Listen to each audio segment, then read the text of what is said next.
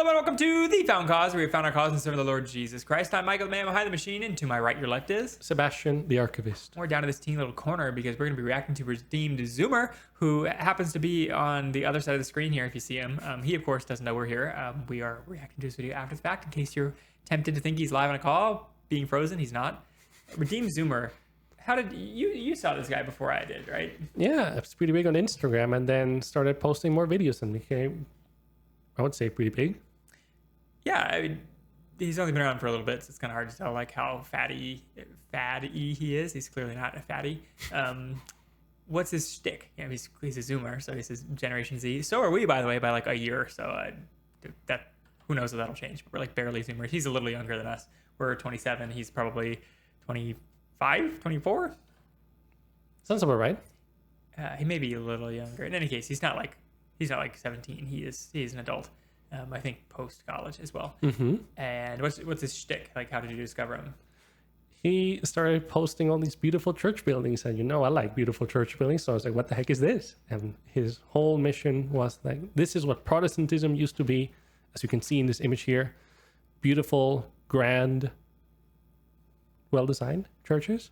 And now a lot of non-denominational churches, could be Baptist, or even...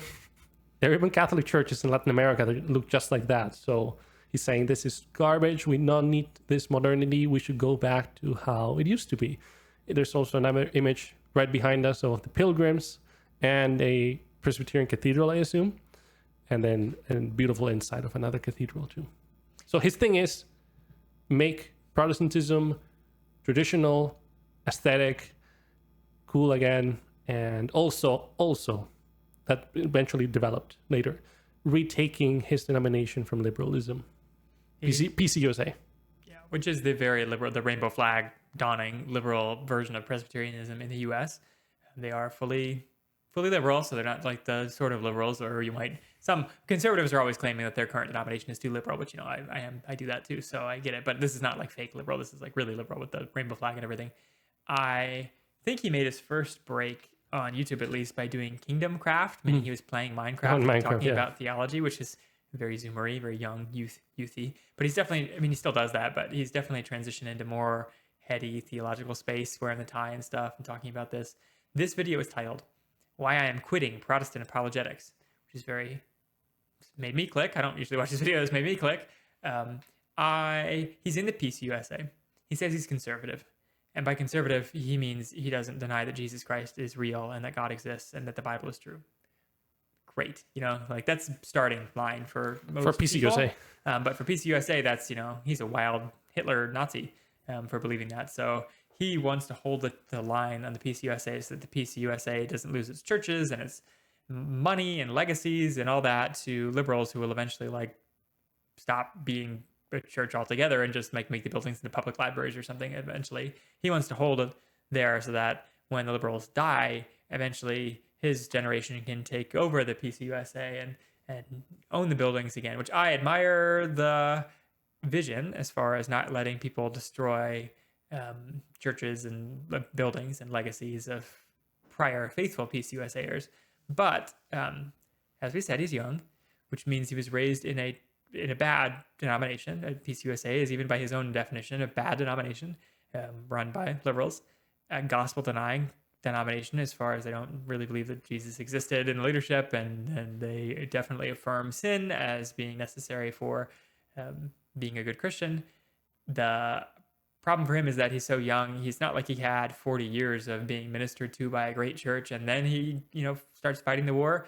He has been in a terrible church his whole life, and it's still terrible, and he wants to stay and try to fight the good fight, but it means he has no church. It means he is churchless. He's in a church that's not very good for him. He doesn't have good counsel. And so, as you might imagine, I think that is not wise. I would not recommend the stick it out in a terrible church and hope that it gets better strategy. I admire the attitude about it as far as wanting the church buildings back, but I think you can only do that when the church is something legitimate, and the PCOSA church is just not legitimate. It left legitimacy too long ago to warrant staying. That's not to say that we should advocate. We should advocate from outside the PCUSA to get the church's building back and hope something happens there. But you need a good, godly church to be part of. So if you are in the PCUSA, we advocate you get out. This isn't they're almost woke, so like hold the line and vote conservative. It's a long time ago it went liberal. You're already living in a bad church, so you need a church as a Christian. Get out and find, there's plenty of biblical churches around you. So not only do I disagree with his approach there as far as the Re-conquista, he calls it, retaking liberal churches, I also disagree with the topic of this episode. So let's react. We've got a lot of premise here. Do you have anything to say before we jump in? He used to be very, very friendly to other denominations like Catholics and Eastern Orthodox, probably Copts as well. I have no idea. And on those. And then eventually, a lot of people in his channel started converting to these denominations. Mm-hmm. And then they also started commenting on his videos saying, you are a heretic, you need to come to the one true Holy Apostolic Church. Which one? The Coptics, the Orthodox, the Roman Catholics, they all say they are the original, the OG. Yes, very confusing, I would say. And then he started pretty much making a case for Protestantism. So he had a few discussions and also a debate. I forget if it was with Jay Dyer. I'm off the top of my head right now. And some Eastern Orthodox group. He did not believe it went so well. I was like, oh, well, no, you can't all be generous. It's okay. It's all right. Doesn't prove one right over the other. It just means that there's opportunity to grow in debate experience. That's fine. Mm-hmm. And that's what prompted this part of that journey is what prompted this video. So let's watch him. Here we go. Hey guys, I'm Redeemed Zoomer, and today I'm going to explain why I've decided to stop doing Protestant apologetics. I'm not going to be making any more videos defending Protestantism or attacking Catholicism and Eastern Orthodoxy. There's three main reasons why, but one of them is not that I'm leaving Protestantism. I've always been Presbyterian ever since I converted to Christianity, and I intend to always be Presbyterian because the Presbyterian tradition is awesome. But there are three important reasons. Number one is that I never intended to be a Protestant apologist. I had many goals for making my YouTube channel. I wanted to educate people about Christianity. I wanted to contribute to revival of the mainline Protestant churches. I wanted to help fight liberalism in the mainline Protestant churches. And I wanted to foster ecumenism between the different denominations and help different denominations understand each other better. Fair enough on one point, I think, in that he's saying it's not really his... You can only pick so many niches, I think, to defend, especially as a YouTuber, not just a person or a theologian, but as a YouTuber. And so he's saying he really was supposed to be a channel about getting young liberal Presbyterian kids excited again about actual theology, I suppose. And I think it's kind of a mixed goal when you say it also has ecumenism in there. It's like what exactly you're trying to do.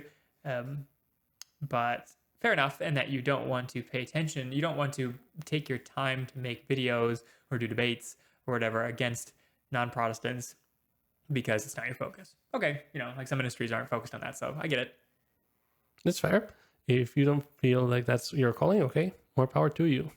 However, you need to have also a good reason for, now I think he's going to get into that.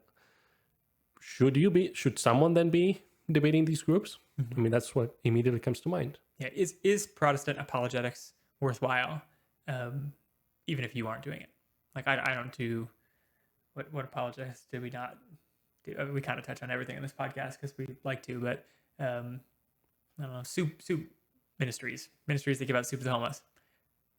Sometimes I argue they're not very good, but it's really not my calling thing, so I don't do it, but I wouldn't say that it's necessarily bad. I guess that's a whole another can of worms on whether or not certain kinds of charities are good, but I don't know, things that I don't participate in that aren't my strong suit or my gifting from God aren't necessarily bad, right? They're just not my thing. So if that's what he's saying, fine.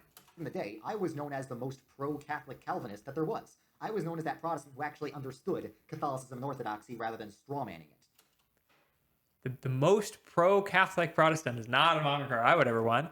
I guess to say, except if you're saying that you're fair to them, but that's like fair to them, not pro them.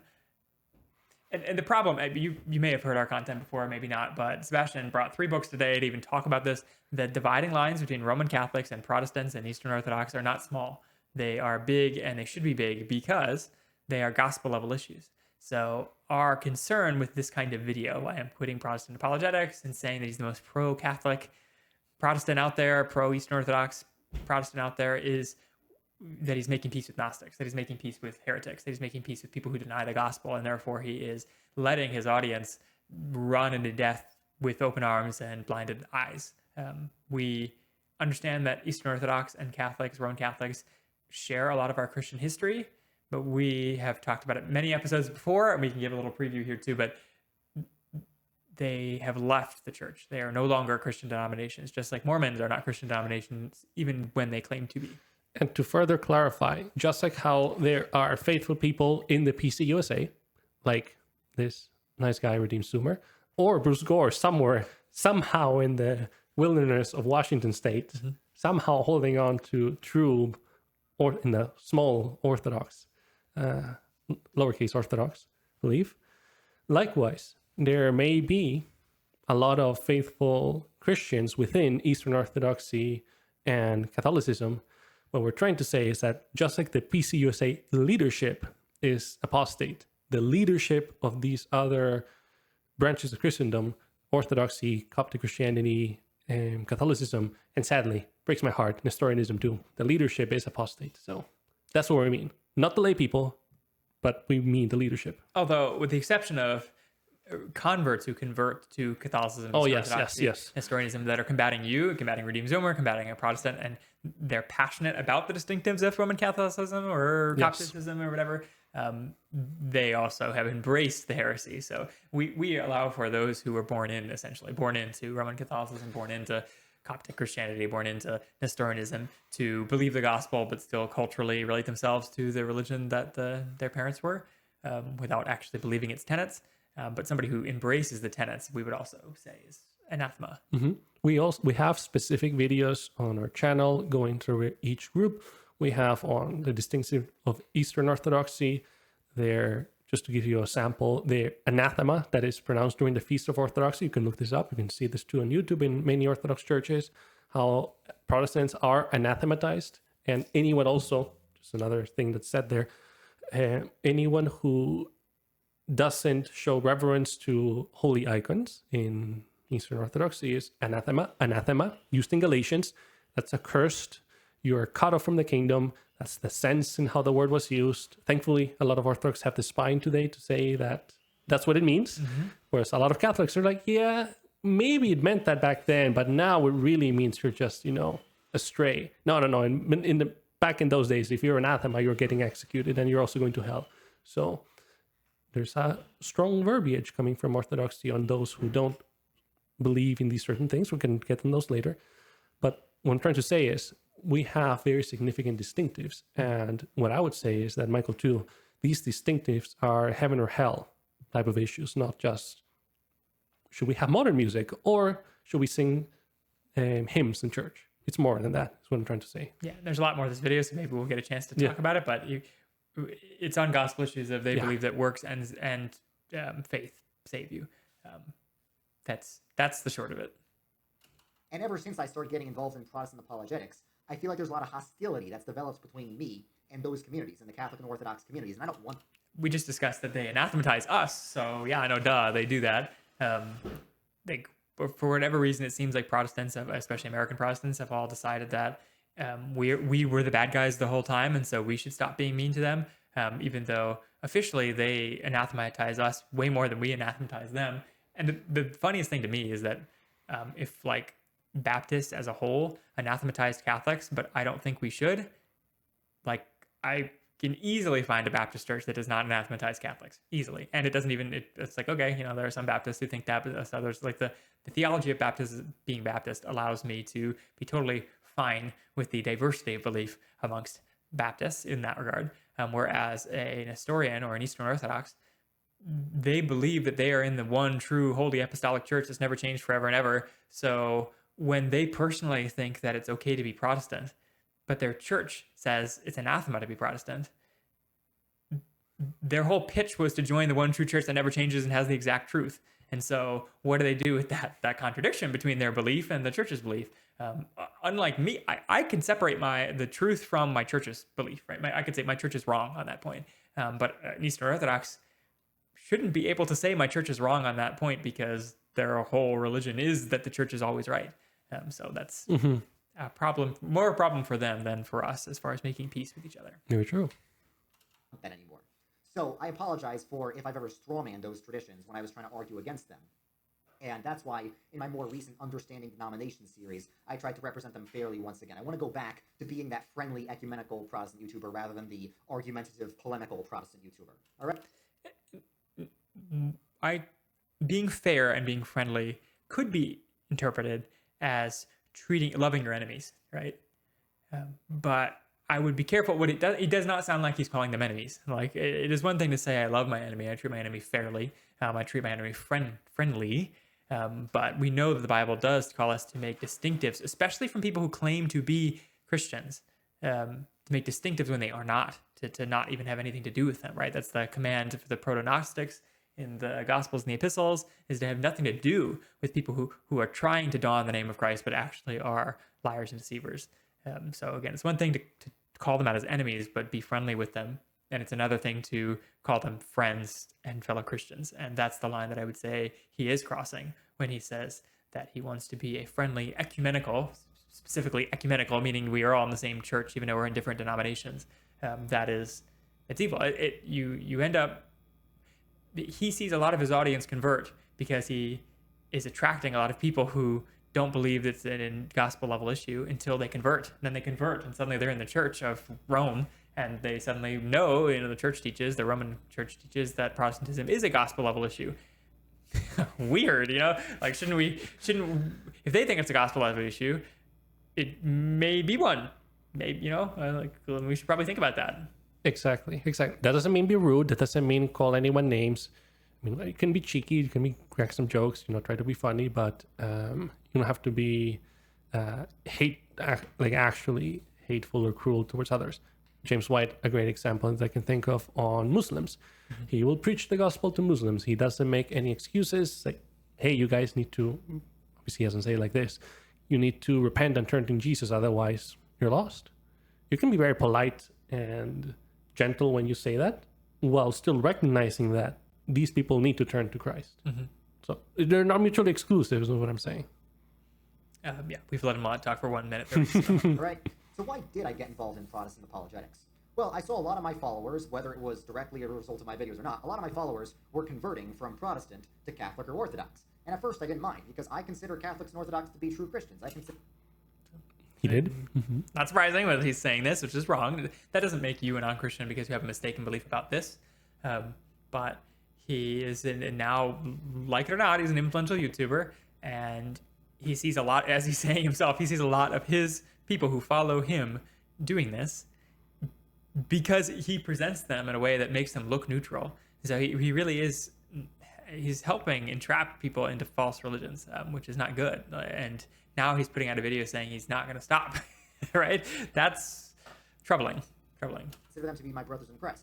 But when I saw more and more people abandon Protestantism, I started to get concerned. So I started making videos defending Protestantism and criticizing Catholicism and Orthodoxy. But that didn't really seem to work. No matter how many debates I did or videos I made defending Protestantism, it didn't really stop anyone from converting. I don't think I kept very many people Protestant. So I never intended to be a Protestant apologist, but it just sort of happened. It just sort of happened because of the frustration I felt with so many people leaving Protestantism and converting to Catholicism and Orthodoxy. He wasn't very good at attacking Roman Catholicism and Eastern Orthodoxy, and therefore he's going to stop. Again, fair enough, right? If it's not the focus of your video, but our problem is that it probably wasn't a good enough attack because you don't even think they're non-Christians. You really lose the whole heat of the argument if you won't, be honest and say that it is a gospel level issue. I mean, now thinking about this in that way, if someone says, I want to be Lutheran, I don't think I would put too much of a fight for them. Yeah, whatever, yeah. Because I don't consider them heretics. Mm-hmm. And Redeem Zoomer and our listeners should realize that the heat of Roman Catholic apologetics, there are plenty of Roman Catholics who are out there sleeping around and doing drugs and whatever else. Those people are not apologists. They aren't converting people en masse. The people who are converting people to Roman Catholicism or Nestorianism or whatever, insert your non-Christian Christian church, they are bringing heat They're saying you need to be Roman Catholic. We have the holy tradition. We have the Pope. We have authority. We have we are manly traditionalists, and we believe that your wife should stay. You know, those are the kind of people that are converting. They bring heat. They bring controversial rhetoric. Like that's what's converting young men who listen to Redeem Zoomer. Young men on mass, however big that mass is, are making distinctives. Right? They are talking about their distinctives and saying that they are incredibly important. And then you are trying to eliminate the distinctives. You're having a debate saying, well, we are different, but clearly you don't think it's that important if it's not a gospel level issue, or it's not even close to a gospel issue. Enough of a non-issue that you aren't really that bothered that they're converting. To be fair, I did appreciate some of his posts on Instagram or his channels in which he does defend Protestantism. Mm-hmm. But if you ultimately don't think that that the leadership of the church is apostate, and same with the apologists, they're apostates, then it's not going to have that oomph, as you're saying. It's not going to have that heat, that drive. And why are you afraid? It's one thing if neither side was already like firing nuclear bombs off, you might be afraid to like fire the first. But they regularly fire nuclear bombs off, so we don't need to be afraid to retaliate. But that leads me to my second reason. The second reason is I'm just not qualified to do it. I'm not educated. I've never gone to seminary. I'm not a pastor. So I think people should do Protestant apologetics, but it shouldn't be me, because I'm kind of stupid, to be honest. I've never gone... I wonder why he thinks that people should do Protestant apologetics if it isn't important. Like, should people do Presbyterian apologetics versus Baptists, even though it's not important? I guess. Like, he would say yes. He would. He back in his days, early days too, when he was so friendly to Catholics and Orthodox, he was like, D tier, sad denominations, Baptists are down there, and then all the good ones, Presbyterians, Catholics, and Orthodox, and then Lutherans, they're okay, but Baptists, no, that's like garbage tier. They're Christians, they're in the kingdom, but they're garbage tier. So clearly, he would have been more strongly opposed to Baptists than Catholics. He's picking the good fights. These are kind of two in the same point, though. I will say point one was that it's not his focus, and point two is that he has not been focused about it. He's not qualified. Kind of the same point. Fair enough. If you're bad, and you heard all of our problems with point number one, wasn't that it's not his focus. That's fine. Okay, don't do Protestant apologetics. He's saying it wasn't his focus, and also it doesn't matter, and they're also Christians, and a ton of people are converting, and it just happens to be on his channel. Like he recognizes the huge problem, and then he's like, not a problem. And now he's saying he's just not any good at it. Evidently, I suppose, didn't warrant this video either. This video seems like a peace offering I lost. Why post the white flag video? It bothers me. It makes me think that because he doesn't make the distinctives, and because he's saying he doesn't have the spine, he's not good at it. It is a losing argument to combat for Protestantism, is what I'm hearing him say when he says he's not converting anybody via debates. I would not be surprised if he converts, like Capturing Christianity or some of these other like ecumenical Protestants that really they never beat Catholics up, and then the Catholic is constantly smacking them over the head, and they're like having lunch with the Catholic, and the Catholic has got a giant bat and he keeps smacking you over the head. Eventually, you're gonna want to get not beaten up every time you meet with your BFF Catholic homies. So I would not be surprised if he converts in the next 2 years with this kind of attitude. I don't want him to. I would rather him flip. I'm just saying this kind of attitude is very worrying. It reminds me a lot of Capturing Christianity, who also did debates against Catholics, but they were softy, crappy debates. And of course, he lost them because he didn't believe they weren't Christians. He wasn't talking about the right things, and he converted for the worse, and for the worse of his followers. So it's not just him. I care about Redeem Zoomer. I care about Capturing Christianity. So I care about them personally, and it's bad for them, but it's also bad for their large following, which is why we're reacting here. Exactly. Gone to seminary. I haven't really done my homework. I haven't read enough of the church fathers. I haven't read enough of the Reformed scholastics. There's so many pastors and theologians and even Discord nerds who know way more than me, and they should be having my place. They should be seen as the main Protestant apologists, not me. They maybe don't have the Protestant then, Protestant now split. Right? If you're disqualifying yourself from being any sort of informed authority on the church and Protestant distinctives, maybe you should stop doing a Protestant Reformation movement that you're trying to do, and like dissing Protestants now. If you think you're unqualified to talk about the current state of religion, I would probably stay away from this kind of thing. We aren't officially qualified, but I say we believe we're qualified enough to make videos like this. So I don't want to argue like he does and say we aren't ordained, because we're not ordained, but we are competent enough, I believe, at least I think so, to speak into these things with accuracy. And the beauty of the time that we live in, praise our Lord for that. The information that would have taken someone like Calvin or Luther years, if at least, to find in hunting libraries all over Europe, or trying to like escape for your life or getting a hold of this information from the Inquisition, it's available online. Mm-hmm. So you don't even have to, I mean, that's the beauty of church history. You don't even have to have these creative arguments. You just have to read from, for example, what happened with the Iconoclast Council, and you can tell, yep, the Orthodox are clearly wrong on the icon stuff, I guess history shows. And you can go first-hand documents. You don't have to rely on secondary opinions, interpret it yourself. You can look at the originals yourself and show it to the world. And then I would say that makes a case for you too. But I also feel like this attitude where you say, I am a tie-wearing, famous YouTube apologist that speaks into religion and has an opinion about Protestantism that's super specific, but it's so hard to beat the overwhelming power of the quote-unquote apostolic churches, Roman Catholics, Eastern Orthodox, etc., that you need to be hyper specialized to do it. And I'm because I don't have that hyper speciality, I can't do it. It makes it seem like it is really hard, like it's an uphill battle and that we aren't right, like that Protestantism isn't right. And so it takes a super high level surgeon of a man to be able to compete with Roman Catholics. I don't think it does. You don't need qualifications to open a jar of peanut butter, and he wouldn't think so either. So I think that you don't need qualifications for everything, official training for everything. The gospel isn't complicated. And so I don't think it's complicated to refute Roman Catholics. If he said that there are particular problems, like some obscure reference to some obscure church fathers that he doesn't know how to wrestle with, and so therefore he's going to leave it to more qualified people, I mean, I guess, like, at least I see the argument that he's struggling with. But here he's just saying in general it is difficult, and so he's going to leave it to people who specialize. It makes it seem like the Catholics have a way stronger argument than I think they do. Yeah. And I would say they don't. We just, like you just said, it doesn't. First of all, you can get to all the weird obscure stuff these days, when maybe previously it was like literally gate kept by a university or something like that. Now you can read everything. But two, we've talked about it before. We strongly believe that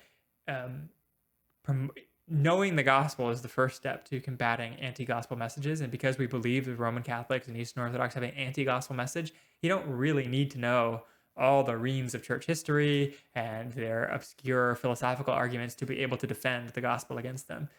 We know that Scripture says, "Be always ready to stand for the faith," to defend yourself, defend the faith against those who question you. And so, I think you just need to be a real Christian that knows your faith to be able to defend against Roman Catholicism. That's it. It's helpful to know the church history and all the little details, but you don't need to be tremendously qualified to defend your faith.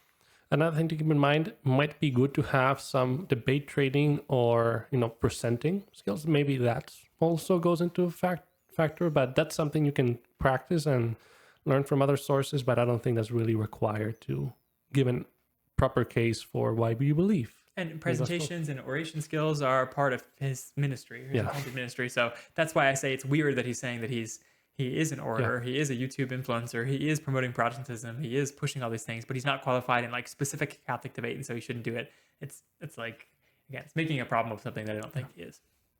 Three names of good Protestant apologists I can think of are Gavin Ortland, who's a great Baptist pastor, Jordan Cooper, who's a great Lutheran pastor, and the other Paul. He's not a pastor, but he's a really smart Anglican guy. He makes great videos. So just off the bat, also barely Protestant, he's Anglican, young Anglican, he's Anglican. Lots of great Protestant apologists on YouTube. I'm not one of them, so you shouldn't think of me as a major Protestant apologist. I am not qualified. And on Twitter and Discord, when I like it or not, unfortunately, you are a major Protestant apologist. Your YouTube channel is big, and you do promote Protestantism. Back to you need to be able to defend your faith segment. If you are refusing to defend your faith, you really aren't pushing anything. Whether you think your channel is specialized in Reformation of the PCUSA Church or not, you do encounter Roman Catholics, and you do need some backbone to defend your own faith. Like, the fact that you won't defend your faith makes me think you aren't going to be able to push it well, even if your main focus is not Roman Catholicism. So I appreciate focus, but I don't appreciate the passing of the buck. Mm-hmm. I announced that I wouldn't be doing Protestant apologetics anymore, a lot of Catholic YouTubers reacted by saying, like, top Protestant apologist resigns from apologetics. I was like, since when am I a top Protestant apologist? Why am I seen as the main face of Protestantism? I shouldn't be seen as that. I am not that important. Your pastor is important. Actual pastors who have received actual training and are actually qualified, they're important. Before I forget, pastors, you'd be very surprised. There's some pastors that don't know much about church history or think about these issues. So let's not push it off to the pastors either, because pastors, they may have other duties and they may do it very well. They may care for the flock very well, but they know nothing about the issues of the Reformation. Okay, that's to their detriment, but they're focusing on doing the Lord's work. Okay. Putting that aside, you are a pretty big channel. Whether you like it or not, you are recognized everywhere. Even people in the PCUSA consider your movement a threat. Mm-hmm. So you're a significant speaker. You're not probably. No, yeah, I would say maybe. I recognized him before Gavin Nordland, so you are pretty significant. So you do need to keep in mind. Yeah, you may not be the most important Protestant speaker ever, but you have influence, so bear that in mind. Okay, he just keeps disqualifying himself. It'd be one thing if he was like a business guy and he keeps getting Roman Catholics like attacking him for being Protestant, and he'd be like, guys, I'm a business guy. Like, this is a business channel, so please leave. This is a theology-based channel where you talk about Roman Catholics. Like you said, you have videos where you like rope them in as fellow Christians. So yeah, you whether you like it or not, you are an influential Protestant apologist. You saying you're not very good at it is honest, but maybe it means you should get off the category. Like, if you don't think you're very good at it and you're doing it a disservice, like get off the category. That's what I would say. Never mention Roman Catholics again. Maybe stop doing the whole. I would rather you get good than stop, because you are influential, and I do think you've had some positive impact. Clearly, people want to hear what you're talking about, at least. So I wouldn't advocate you get off. I would advocate that you get good at fighting Roman Catholicism. But if you think you will never be good, then get off. Like, stop doing your channel, because that's really what you're saying is my channel is bad, while posting another video on your channel. If you really believed that, you would stop posting videos. That's what I would argue, because it is a theology channel. Mm-hmm. Yeah. And you're making a case for what you conceive good Protestantism to be versus bad. So you're taking a stance. So likewise, you should be taking a stance on why Protestantism is superior to Catholicism. Otherwise, we just rejoin with them. And again, I keep mulling this over my head. It like a church that posts its videos on YouTube probably isn't going to spend any time reacting to like a Roman Catholic who randomly comments and says like, death to the heretics.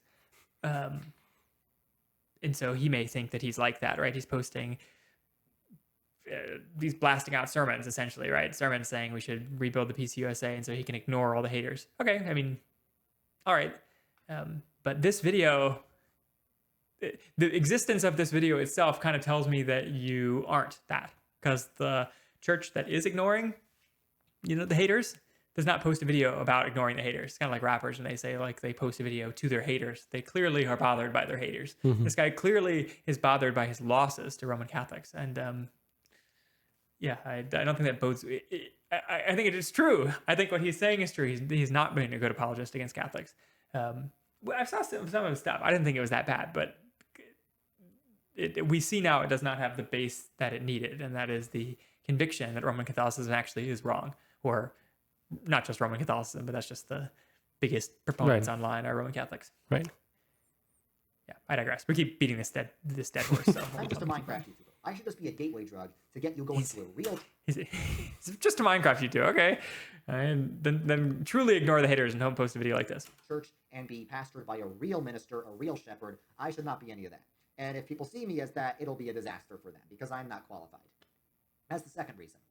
But even with my best efforts, I noticed it was very hard to keep people Protestant once they had developed an interest in Catholicism or Orthodoxy. And that leads me to my third reason. The way Protestantism is today is just really hard to defend, because Protestantism today is in a very bad state compared to the way it was in the past. Now, lots of denominations at different times and places have gone through bad phases. I'm talking about Protestantism today in the West. Two qualifiers. I'm not saying Protestantism in general is hard to defend. I'm saying Protestantism today in the West is hard to defend. I think it's a bit different in Latin America. I think Catholicism is really healthy in America, but a lot less healthy in Latin America. In Latin America, there's a lot more syncretism. So in Brazil, I think the Presbyterian Church there is a lot healthier than the Catholic Church. But in America, the Catholic and Orthodox churches are way healthier than the Protestant churches. I would be curious if he defines the word healthy. And yes, on the Latin America, I've seen the rampant idolatry and statue parades and kissing and rubbing of these statues for blessings. And yes, actual Israel level idolatry from the Old Testament. However, I would say, do you think Catholicism is hard to defend these days? I mean, have you seen the Pope that they have? Have you seen our latest video on Eastern Orthodoxy and the patriarchs that they have? I mean, they're a bunch of insane libs, pretty much like The PCUSE. Yeah. So the leadership, they're a bunch of clowns, is what we concluded from that previous episode that we released. So they're not in good standing. They're not that strong. I once again reiterate, if he was just a Minecraft YouTuber that talked about theology and he was ignoring the haters, he probably wouldn't post a video that says, I'm going to start ignoring the haters now. The haters beat me up. It's not because the haters are right, but my viewpoints do suck and I'm really bad at this. It kind of sounds like you believe the haters. And if you do believe the haters who say you suck, maybe you should stop doing the thing. You know, like either truly ignore the haters, refute the haters correctly, or join the haters and stop posting videos. And right now he's like, he's joining the haters. He's, I won't do it because I'm bad and also I am good, but Protestantism sucks. By saying that Protestantism right now sucks, you are saying it wasn't really your fault. You lost debates. It's Protestantism's fault. Which again, you're like, you're crossing the Tiber, buddy. You know, like it's the first step. This first step of crossing the Tiber is saying like everything is crap now and Roman Catholicism is better than Protestantism. Yeah, the argument is strange, at least. And again, specifically what he's saying now, I'm not good at this, and Protestantism is also bad these days. I guess double whammy. It's Yes. impossible. The Roman Catholics, they're so good. They're so strong. Like you said, they're in like probably the weakest state they've ever been, ever. Actually. And he's saying they're so strong that you need to be a hyper specialized brain surgeon, theologian, to do it, to fight them. And also that they're super healthy and there's a lot of conflicting messages here. It really just seems like he's pro. I would affirm him saying he is the most pro Roman Catholic apologist that I've seen on the Protestant side. What I would say, friend, it can be done. Habibi, you can beat them. Look at Gavin Ortlund. Look at John B. Cooper and the Anglican people that I'm forgetting the name of the channel now. I've seen it before. If they can do it, you can do it too. It just takes practice. And really, it seems historically blind to me to say that Protestantism now is worse than it was back then, or whatever back then was, because do we know, like the Great Awakening, several Great Awakenings in the U.S. are crazy, right? Like you think of, first of all, the state they were in before the Great Awakenings was some spiritually dead state, like you might compare us to today. And then the Great Awakenings often came with crazy Pentecostalism stuff that you complain, the equivalent of laser shows for back then, rolling on the ground and fake prophecies and snake handling and things like that. So I think it is historically ignorant to say that it's like in such a bad state now. And previously it was like based and super rad. There's still based and super rad guys out there, you know, if you want to cherry pick like that. Mm-hmm. All right. And it's also a time period thing, too. During the Reformation, I think the Protestant churches were healthier than the Catholic churches. That's why tons of people kept converting from Catholic to Protestant. But nowadays, now that the Catholic Church is not nearly as corrupt as it was during the Reformation, now the Protestant churches are way more chaotic than they were during the Reformation. Not nearly as corrupt as they used to be. Okay, I mean, I guess they're not exhuming dead popes, but it's mostly because they have denied the faith that once defined them. Yes. Which one's more corrupt? I don't know. And forget about all the scandals on bishops and priests and whatnot. Yeah, the homosexual scandals, you mean? Yes. And bribery. Now we're seeing a lot of people convert from Protestant to Catholic. So my third reason is, given that Protestantism is going through a very rough time period, I want to focus more on... Says who? The guy in the dying church, the PCUSA? Because if you look at like alive churches, I don't think they're doing... I don't think they've ever been doing better. Like the reform movement in the United States is doing awesome right now. It's going through a revival. It took over the SBC, the Southern Baptist Convention. It is growing churches like Apologia, churches like even the like soft Presbyterian side of things has grown with men like oh my gosh, I'm already forgetting his name because he's gone. He's dead. Man from New York. Gosh, I'm blanking. Not John Piper, but Somebody in the comments knows. Anyways, yeah. influential reform people all across the U.S. making large churches. Of course, Pentecostals are a growing movement as well, and that's what I think you're really pointing at Pentecostals and non-denominational Baptists and saying laser is bad. Oh no, but honestly, like pick your Pentecostal church or pick your non-denominational Baptist church. There are some that are bad, but there are some that are good. Like they're better than PCUSA for being a gateway into Christianity. And is that a bad thing? I mean, that's a pretty good thing if like the lowest denominator church is one that believes the Bible is real and is reaching a ton of people en masse. It's actually a decent place for Protestantism to be. Now it's the lowest denominator, so I'm with you in that they aren't the best church out there, but for mass appeal, they're better than what it used to be, right? It's better than like being born into your mom's church and not believing any of it. Tim Keller was the name? Tim Keller. Thank Yes. you. How can I forget? He was so influential. That's going to disturb me. Out of sight, out of mind. Yes. I would say this is a wonderful time. Even such an emotional thing that Protestantism is thriving in the native community in Peru. The Quechuas are the biggest Native American language in the Western Hemisphere. Mm-hmm. It's growing like wildfire. Oh my goodness. Brazil, turning Protestant. It used to be majority Catholic, turning Protestant. What's that other place? Guatemala and Salvador and Honduras, turning Protestant. Majority Protestant almost. So Mexico is growing too. Africa is also growing in Protestantism. So there are believers everywhere. Yes, perhaps in the West, there are a bunch of clowns running the show in Germany, Norway, Denmark, unfortunately, and Sweden. But I mean, those churches are dead. The growing churches in Germany, I wouldn't even consider them Protestant anymore. Like, is a liberal Lutheran Protestant? I wouldn't even consider them Protestant. That's very key. It's important. The Protestant churches in Denmark are like plants, right? Like new plants. They're not the state of Denmark churches. They're like Hillsong in Denmark. I know there's a Hillsong in Norway. There's some church plants in Europe like that. Like, at what point do we start saying it's not really Protestant? Like, liberal churches are not Protestant. Liberal Catholic churches aren't really Catholic either. Like, can we call them their own like Gnostic weird sect? I would hope so. Yeah. Helping fix Protestantism than trying to diss Catholicism. I'm less concerned with making Catholics Protestant and more concerned with making Protestants Protestant. I want to make Protestantism Protestant again, because about 90% of so-called Protestantism today is completely unfaithful to the way Protestantism has been for the vast majority of its existence. Hold your horses. The mirror. Uh-oh. Anyways, sorry. I would agree. You've hit the nail of the issue, brother. Some Protestants out there don't even know their distinctives anymore. It's crazy. Speaking to himself, you mean? Yeah. I mean, say you are not true to the Reformation, right? The Reformation fought the Roman Catholics not on just church corruption. If you know your Reformation, it was on their principled theology that was denying the gospel, right? That's what caused the Reformation. It wasn't just church corruption. And so in the same way, when you say that Protestants have lost their way, I'm assuming you're thinking about like laser light shows and like faith healers or something like that, which, I also am not a fan of laser light shows and faith healers, but honestly, as far as issues go, I would put faith healers way below gospel denying Catholics. And just because faith healers are more like you can point at them and laugh, and it's harder to point and laugh at some like conservative Roman Catholic, that shouldn't influence whether or not something is a gospel issue or not. And what is a gospel issue then?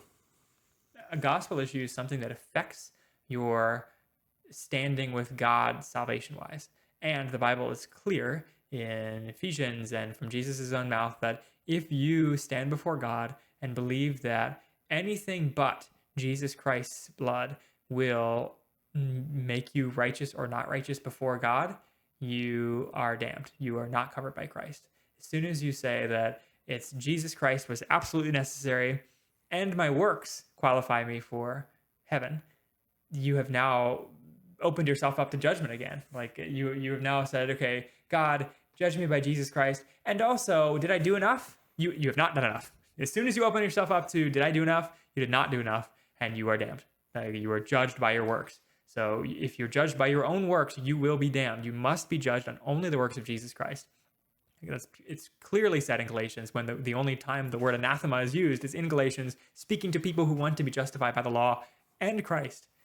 That's a gospel issue, something that denies the nature of God, the nature of man standing before God, or the nature of the atonement of Christ. And in the Roman Catholic issue and the Eastern Orthodox issue, it is on the atonement of Christ. They say that Christ did not atone for you, that he only atoned for a portion of your sin, and that the rest is up to you, essentially. Yes, and to be fair, semi-Pelagianism, so they do believe grace is absolutely necessary, with a tiny asterisk.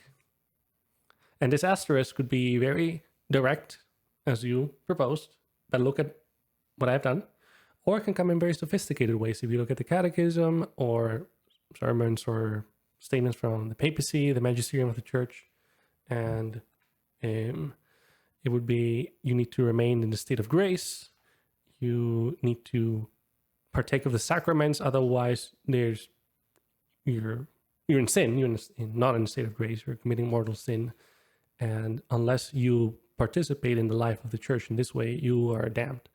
So that's a more sophisticated way in which it can appear. But yes, it ultimately comes down to, is the blood of Jesus Christ alone sufficient to declare you righteous before Yahweh? Like, blessed is the man to whom God will not impute sin.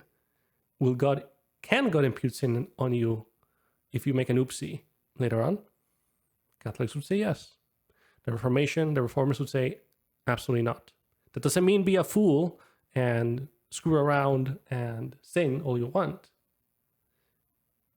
But that's not really what justifies you. That's the key distinctive. So you are declared righteous, and God calls you to holy living. But it's not the holy living that affects your righteousness. That's the key issue. The Reformers are saying the Bible is crystal clear. You're justified. You're declared righteous by Yahweh. And it's a mere declaration. You might say, I'm going to be offensive and say, it is a plain statement from Yahweh. I declare you righteous. And that results in you growing in your sanctification. Catholics would not, the church, not Catholics. The church would not affirm that. Right. They say you must participate. You must be in state of grace in it so that God declares you righteous. It's a cooperation. It's a synergy. Synergism. Wow. And there are other ways to deny the gospel that Catholics don't do, the Eastern Orthodox don't do. And so you're tempted to say, well, they got that right? Like you could deny the gospel by saying God is actually Buddha and he is infinite or something. Like the Pope? Somehow denying God's existence or the way God is. That also denies the gospel, and Roman Catholics officially don't do that, although it depends on how you take the Pope's current positions. But the Catholics officially believe in the Trinity, classic God, which we would also say that is the true God, or at least attempting to get to the true God, as opposed to like Mormons or Oneness Pentecostals or Buddhists or whoever else. Like they are clearly denying the gospel because they deny the nature of God. And then there are those like full-on Pelagians or others who would say that they deny the nature of man. So they believe that they have the right conception of God, they have the right conception of the gospel, but they have the atoning work of Jesus Christ. But they believe that man can achieve and receive the atonement by his own work without intervention from God. And that is a denial of the nature of man. And Catholics don't do that. Eastern Orthodox don't do that. They all say that some work of God is needed before a man can even attempt to meet God's standards. But they do deny the atonement. So don't think that they're all clear just because they get some parts right. So do the Gnostics. The Gnostics also had some parts right, but they were gospel deniers. And a lot of insane things too with that. Yeah. I mean, we're going on a tangent. I know this episode really isn't a anti-Catholic episode specifically, but this approach from Redeemed Zoomer is clearly ignorant of these very important issues, and him dunking on Protestants is like extra not helpful, I think. We're trying to highlight how important the distinctives are. Yes. And there's two main examples. Most of Protestantism today is either liberal or contemporary. Protestantism's been split in half. And by the way, this only really applies to the West. In many other parts of the world, Protestantism... How many Protestants are liberal? The 3 people in your local church? Like, liberal Protestantism is teeny tiny. It died. They own giant buildings where nobody attends. It is such a small portion of Protestantism. I am baffled. I guess I'm not baffled because he is in a tiny liberal church, but that is not the majority of Protestants. It's not even a minority of Protestantism in the United States. It's a non-existent segment of Protestantism in the United States. he said half of Protestantism is liberal and the other half is contemporary. I would guess like 70% contemporary, 30% faithful non-contemporary. I think you can be totally faithful and be contemporary too. I think it's like 1% liberal, and the stats I'm pretty sure would back up that United Methodists are shrinking rapidly, PCUSA is shrinking rapidly, and they're already small. Episcopalians have shrunk to basically non-existence. Congregationalists shrunk to basically non-existence. Liberal Baptists I don't even think exist anymore. There's like one in downtown Minneapolis, I guess, but again, all three grandmas attend. It's such a small percentage of Protestantism that it's laughable that he thinks that is the state of Protestantism right now, just because the PCUSA is bad. Get out of the PCUSA so you don't think things that aren't true. Yeah. is doing great. But I'm a Westerner. I'm in America, so I'm talking about the West. And I care about Western civilization. I care about the West. I love the West. So the mainline historic institutions of Protestantism in the West, they went liberal. So conservatives reacted by splitting off and forming new things, but those new things were not rooted in tradition. So that's why most Protestant churches are either traditional but liberal, or they are conservative but contemporary.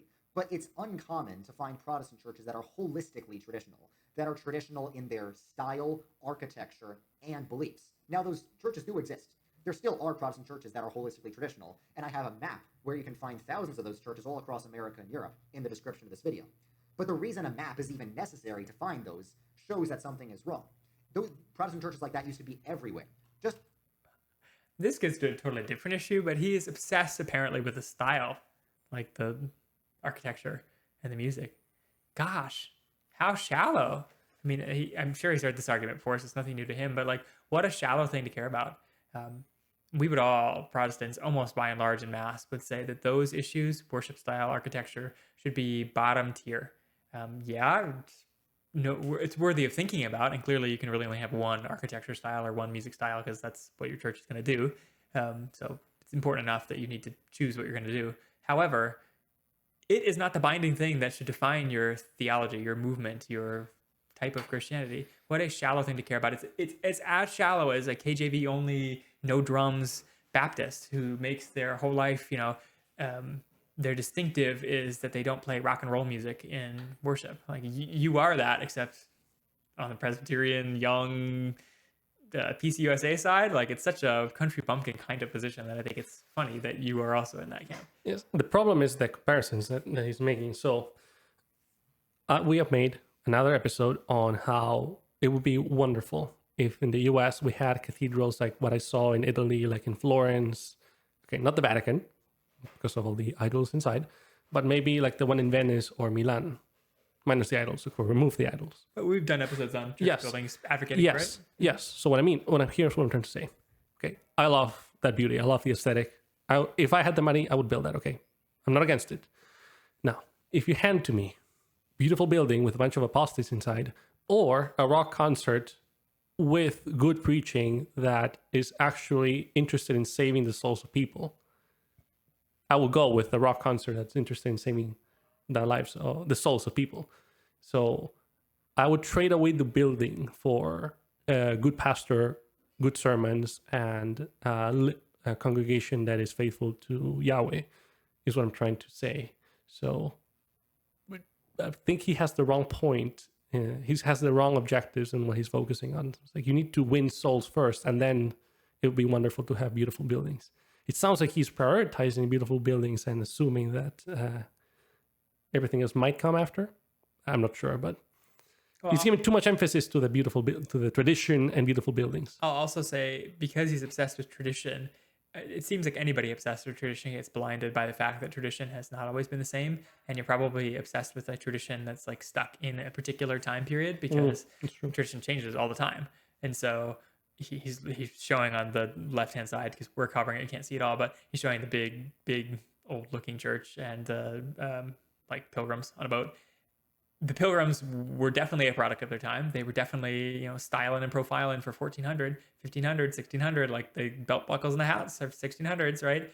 They were members of their time. Like that was what was in style in the 1600s. So if you think we should still be wearing like belt buckle hats and like big colonial dresses, you are cosplaying as somebody from the 1700s. It's not a Christian thing. It's a 1600s Europe thing, because faithful Christians haven't always looked like that throughout time. Like at some point they were wearing togas or whatever people did back in the days of Christ. Right? They're not wearing butt buckle hats and colonial dresses, and their church buildings did not look like big arched, whatever that thing is, a stave church. I don't even know what this picture he's got up with a giant metal cross. Like that is, it's actually not tradition. It's a tradition from like the peak of European Protestantism, maybe the 1800s, like maybe 1700s. Like it's some time period frozen in time that they hadn't even gotten to in the 1300s, right? The 1300s churches didn't look like that. They didn't wear butt buckles hats, and they didn't build churches like that. And so it was the rock and roll concert of the 1700s. Yeah. And so you're like, I like that. The 1700s rock and roll concert, that's based. But the 1300 rock and roll concert was not, and I guess the 800 rock and roll concert was not, and the 200 rock and roll concert was not, but the 2000s rock and roll concert, that's definitely bad, and that's why Protestantism is dying. It's just, it's dumb. It's foolish. And I think those who attend churches that idolize pilgrims and they have an old church building or they built one in the style of it tend to think more highly of it than it actually deserves, because it is just ultimately somebody, like it was some style, some older point in history, and all the resources and money that got poured into a good looking building or a particular style of building are also put into modern rock concert looking things that at some point, like 200 years from now, it could be that the staunch traditionalists are pointing to these rock concert looking churches and going, what beauty, what stylistic design, what thoughtfulness went into these things. And now we just have hollow cubes and we're listening to pastors on the headsets or something. I don't know if they'll be complaining about modern churches 200 years from now and point to these and say tradition. So it's dumb. It's dumb. Yeah, I guess it's distinctive. He's a young guy and he's like, I want to wear a tie and I want to be in an old church building. Okay, I mean that is a niche, but it's wrong. Mm-hmm. Need some perspective. We're pro pretty buildings, so I'm not anti the old 1700s buildings, but just it was somebody's style. So it's not actually the only thing that makes something superior or inferior is the amount of effort and objective beauty that it has. And I think people way overplay the objective beauty of some stylized 1700s version of a church. Stone is beautiful, I think, intrinsically, and really big things are always intrinsically stunning. So I don't know, that could be in any style. I digress. This is a really windy episode. My apologies, viewers. Just 100 years ago, in every American town, you could find one Protestant church of every major theological tradition: Baptist, Methodist, Lutheran, Presbyterian, Reformed, Episcopalian. You could find a Protestant church of every denomination in every town that was beautiful, that had like beautiful hymns and tons of hardworking Protestant men and very stable families, and where the pastor would preach the word of God faithfully every Sunday. That used to be normal all across America. And pick the city, man. These are very simplified versions of American history. You can pick a city now where you find hardworking men who go to good churches where there's tons of different churches represented, to Moscow, Idaho, or Tempe, Arizona, or someplace. Like there are places that have many diversity of Protestants that are all hardworking, faithful churches.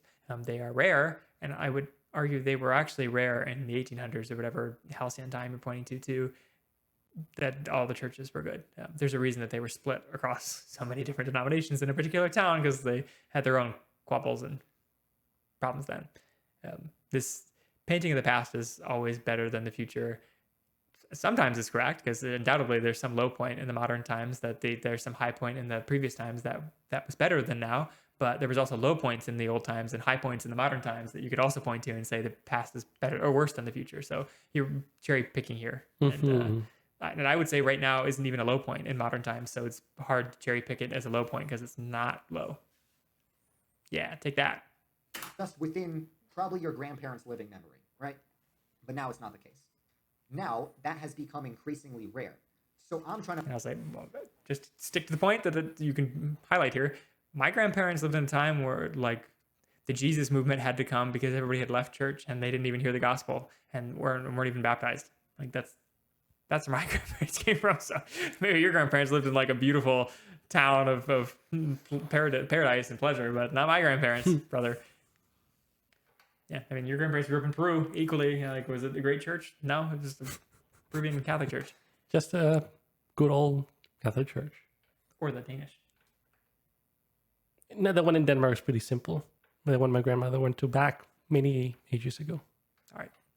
To bring that back. And I think the only realistic way to bring that back is to retake the mainline Protestant denominations. So that's why I think Protestants need to, in some ways, take the log out of our own eyes before pointing to the speck in Catholicism's eyes. I don't agree with Catholicism, but objectively, it's hard to deny that, institutionally speaking, Catholicism is a lot more united and healthy than Protestantism is today. What? I mean, more united. Sorry. I shouldn't be too cruel. Have you checked on the Pope recently? Have you checked on, for whatever reason, some people don't like Dr. Taylor Marshall. Apparently, he's too conservative, diehard Catholic, and Way too Catholic for my taste. yes, say some Catholics. And then recent in theology, he's like conservative. But again, what I'm saying is fascinating. These people are faithful sons of the church and yet reach completely opposite conclusions on some issues, like the order of St. Pius X. One says, love them, let's make them an official order, like the Franciscans. That's the kind of order. The other one is anathema, they're traitors, kill them all. I'm embellishing, of course, metaphorically kill them. Some say the Pope, one true vicar of Christ, the Pope is a heretic. I mean, those are mutually exclusive statements, and they're coming from faithful Catholics. So that unity that you think is within Catholicism is something that apologists love to throw at non-Catholics. Right. They even throw that at Orthodox. And Orthodox throw it to Protestants. It's like, have you lost your mind? Have you seen the conflict between Ukraine and Russia? It's propaganda, and clearly, Redeemed Zoomer has been he's come to the fight with a little squirt gun, and the Catholics had a baseball bat, and he's gotten beat in the head too many times with propaganda because he believes it. He believes Catholic propaganda is what says that Protestantism is divided between liberals and crazy contemporaries. That's Catholic propaganda, or maybe PCUSA propaganda. It's not Protestant propaganda. Likewise, the Catholic Church being super healthy and united is Catholic propaganda. Like you just said, it's Catholic propaganda from apologists. It's lies. They are lying to you. If you spend enough time with baseball bat wielding apologists, that will happen to you. So maybe it's good that you're getting out of Protestant apologetics, because you'll stop talking with baseball bat wielding Catholics when you only have a squirt gun in your hand. Like get out of there, get some perspective, get out of your PCUSA church, get some perspective on the real state of Protestantism and the real state of these apostate churches, that you realize that the fight is worth having, and it's a winning proposition, because the truth is a winning proposition over lies. Yes. What we're saying is these apologists, they're holding the baseball bat and beating up anyone that shows up, but behind the curtain, right on their backs, is a Catholic church with the flag of the Inca Empire, just like this one right here that says all are welcome. So He means the rainbow flag, in case you're wondering. yes. So, and I don't think they're pro-Inca. Yes. I do like, we didn't do this intentionally, but here we are, that we're on the Protestantism then side and he's on the Protestantism now. It's kind of funny. We're based and he's not based. Oh. Once again, this is not true in all times and places, but in the West, in the 21st century, Protestantism is not doing very well. So there's still a role for Protestant apologetics. There's still a role for people defending the Reformation. I'm not the best one to do that. But I think what I am decent at doing is trying to revive historic Protestantism, to try and make a greater percentage of Protestants actually traditional Protestant. I'd estimate that 10% of self-proclaimed Protestants today are actually classical Protestant. For example, classical Protestantism does have beauty in its worship and its architecture. Man, really dying on the hill there. That's going to be the one. That if only we could change one thing about America, it would be to get beautiful churches again. I like beautiful churches, but it's kind of dumb. He doesn't even want he doesn't want beautiful churches. He wants traditional churches. That's, I think, also what I'm like. Okay, there are a lot of ugly churches out there that I'd be promoting to be good looking, and you could argue that traditional churches are beautiful, but they don't need to be traditional to be beautiful. I mean, if I could think of what I would want for Protestantism in the U.S., I could think of, better knowledge of the Word of God, love for the Trinity, and good sermons, and repentance, and faithful living. And then this guy starts with beautiful buildings. I mean, again, it's unique, so there's room for you to push for that, but it's kind of funny to me that you're like, difference gospel level issues between us and Roman Catholics, like that is lower than buildings. Like, you might be passionate about buildings and stuff, but keep it in perspective, right? Keep it in perspective that it is a small issue that you're really passionate about. That's what I would say.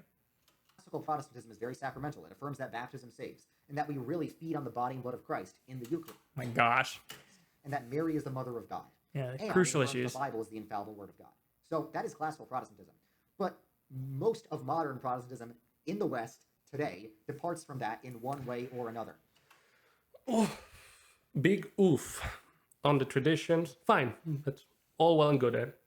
I appreciate good rituals in church that do not dishonor Yahweh and your focus on worshiping God. Okay, great. Want to baptize babies? Knock yourself out.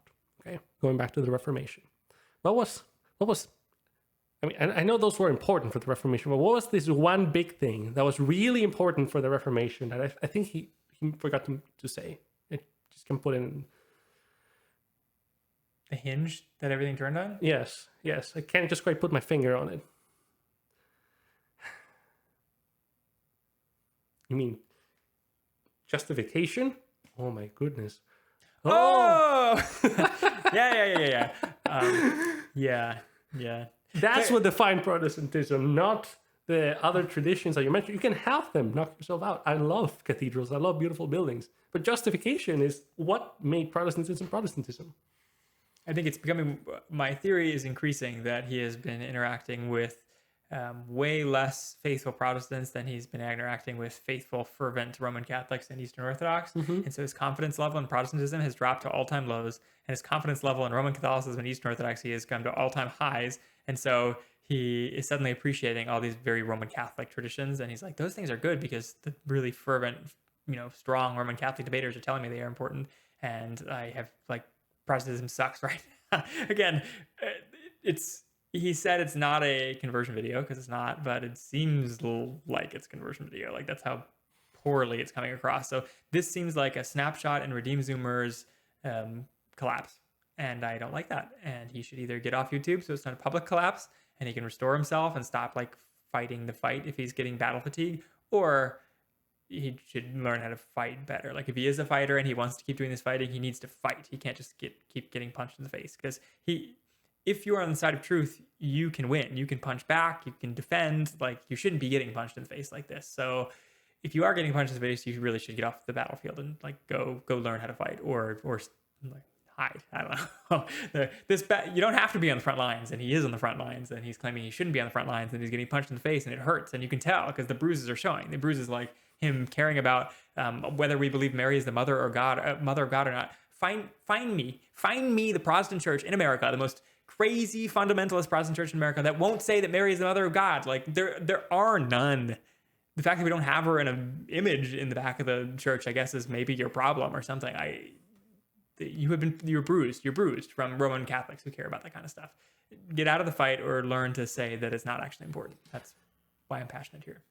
And ironically, if you care so much about tradition, you should know that the not latria, dulia of Mary was something that some woke person, the equivalent of a progressive, insane, woke liberal back in the 300s says, what would be really cool? If we really, really give a lot of dulia to Mary. And then all the traditions are like, no, what, are you crazy? Did you dye your hair pink? What's wrong with you? Go home.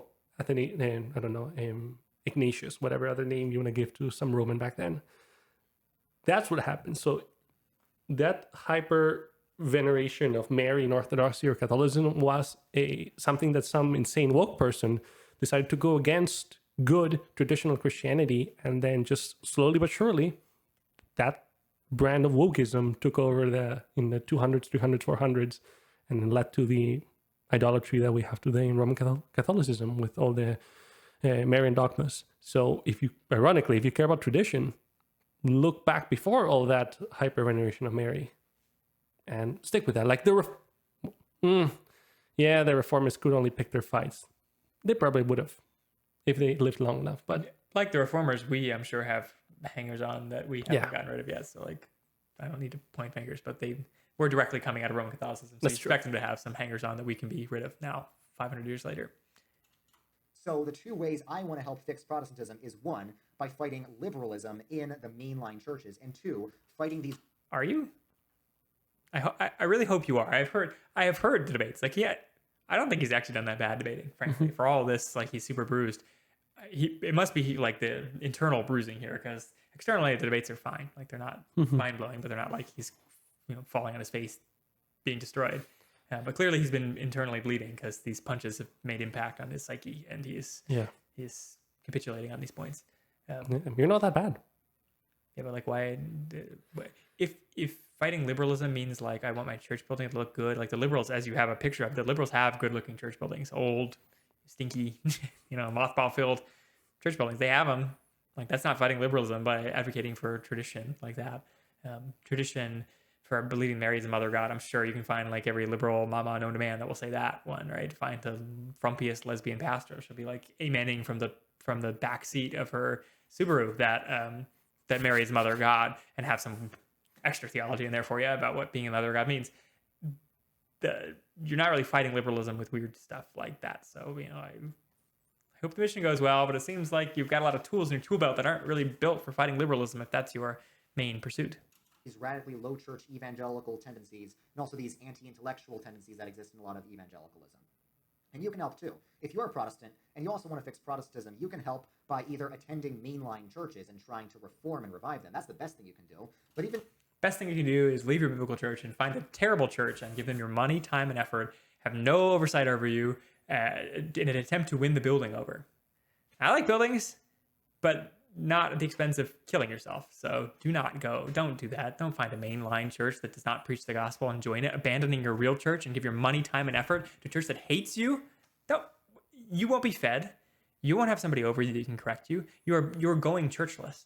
Like unless you're going to dual churches, and like attend both and have a real church and have a fake church, you're only attending a fake church. You aren't part of a church. It's kind of like if you get baptized as a kid or as a little baby and you never get baptized later, you have fake baptism, you're going fake church. Now you're doubling down. You're at a fake church with a fake baptism. That's terrible. That's what's happened to Redeemed Tour. This is sad. I'm sorry.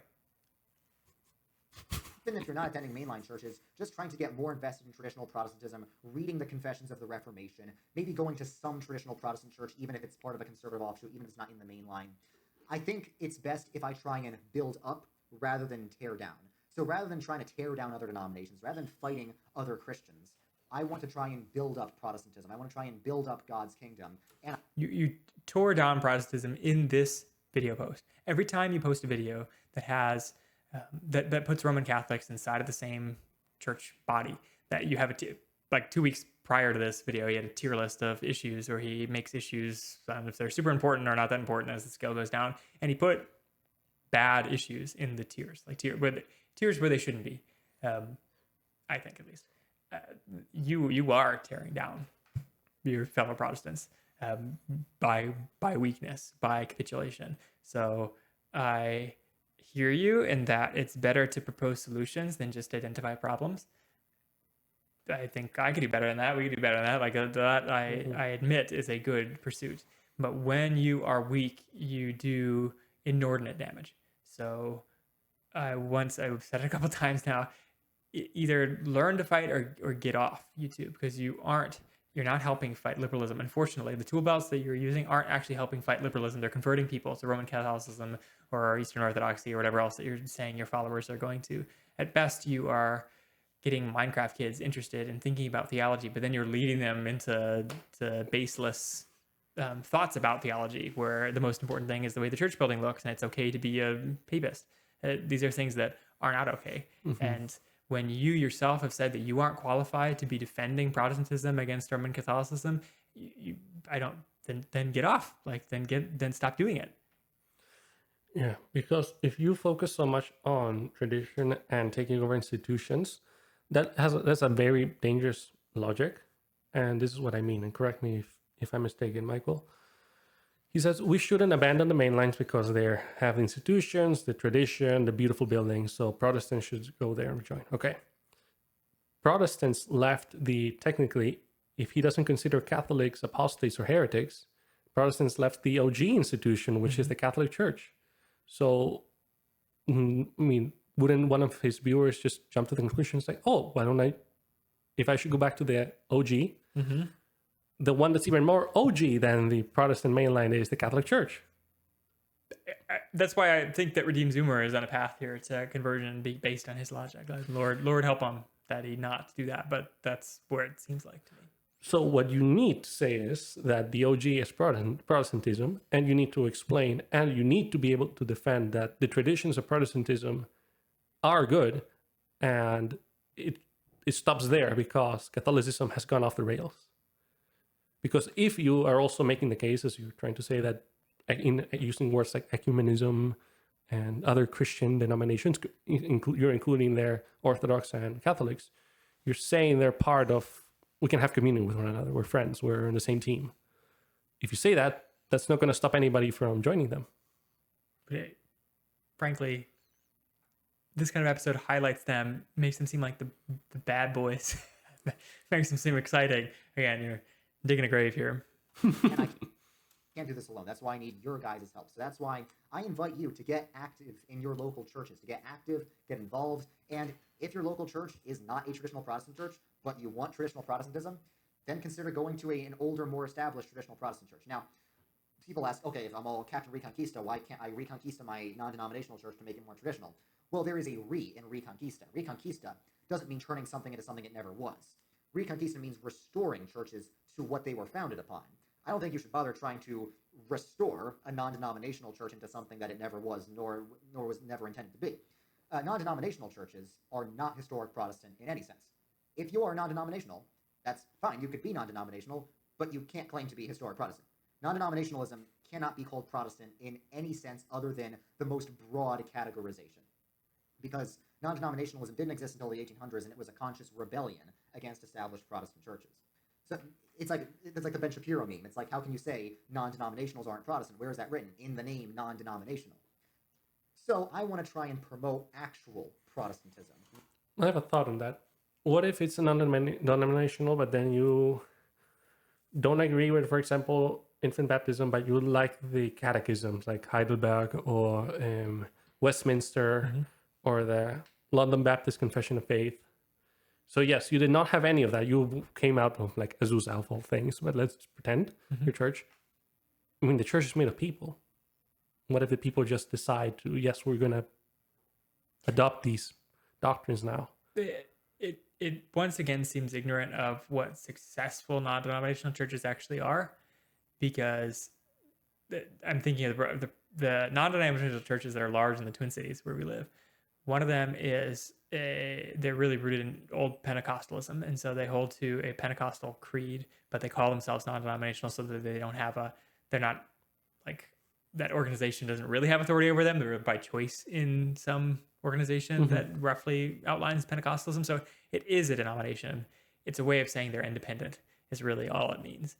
Same for another big one around here, Eagle Brook, is Baptist. They're in the Northern Converge, which is the Northern Baptist old name. So they're part of it, but they're part of it by choice, and they reserve the right to leave. And so while they would be called a non-denominational church because they don't have a Baptist on their name, they do hold baptism, like they hold all the creeds of normal baptism, and they are in an organization that is a Baptist organization. So like, they would be considered non-denominational. They got the laser lights, they have the geometric backgrounds and the tattooed worship leader, but they are really Baptist. So I think there are very few, and like even in like Hillsong has also got Baptist roots. Bethel has Pentecostal roots. I'm trying to think of ones that are like truly from nowhere, and they don't really exist. So you can absolutely be a historic Protestant church that claims to be non-denominational, because the word non-denominational really means independent. It's really all it means. It's not. It would survive if the denomination got destroyed, even though they are officially part of a denomination like Converge or some other large one. I digress. So it seems again like ignorant of what churches really are when they call themselves non-denominational. Like, he does not seem well versed in how the church is operating right now in the U.S., which is ironic because he's sitting there trying to perform it. Yeah, I think that's I said what I need to say. But non-denominationals can absolutely be historic. You might argue like Pentecostalism is historic because it's rooted in like the 1900s revival. Okay, but it has like creeds, and those people came from somewhere, and they based their stuff off of something. So like there is some basis in history as well. Tertullian. They Pentecostals. yeah, that's definitely. They read the annals and found Tertullian. That's what they did. Within Protestantism more broadly speaking, if that makes sense. And that is something I really enjoy doing. I really enjoy talking about tradition within the Protestant church. I really enjoy talking about the Presbyterian confessions. And Presbyterianism has such a rich history that I want to help recover. And I don't want to have to argue with other denominations in the process. All right, that's about it for this video, guys. Stay tuned for more content. God bless. God bless. Well, that was it. We ranted for an hour and 20, so I hope you're still with us. If you're not, you should have left a comment saying why we were bad. If you are still with us, thank you for listening. We don't do this because we hate Redeem Zoomer, and I hope he continues to do good work on his channel and doesn't post this kind of stuff.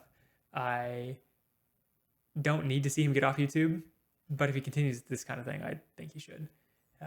I hope this doesn't come across as like hating on him as a person. I think he's making a professional mistake here, and that's why we're calling him out in a professional manner in the same medium that he makes, the YouTube video.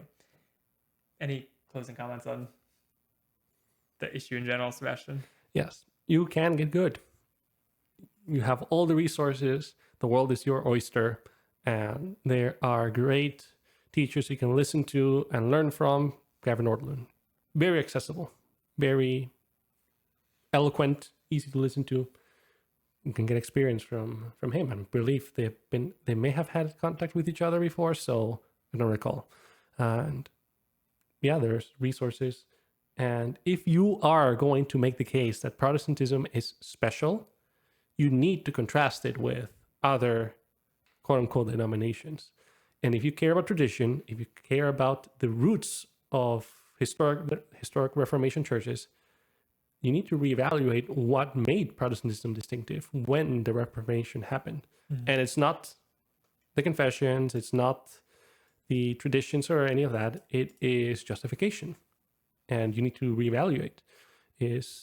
Do Catholics, Orthodox, Copts, Nestorians, and Protestants, Lutherans, Presbyterians, Baptists, do they all agree on justification?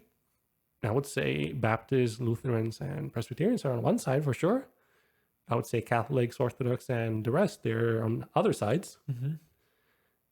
That's the dividing line.